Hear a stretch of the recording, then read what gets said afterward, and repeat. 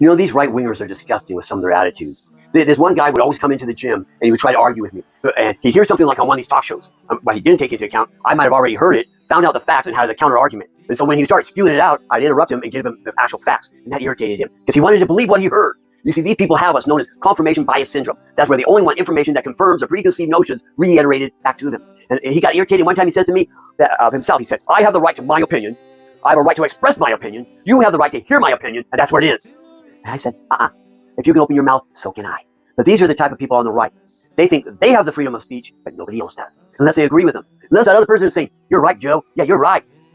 That's their problem. And they'll do anything to silence those voices that disagree with them. Play all sorts of games because they are insecure little men with fragile egos that cannot handle hearing the truth.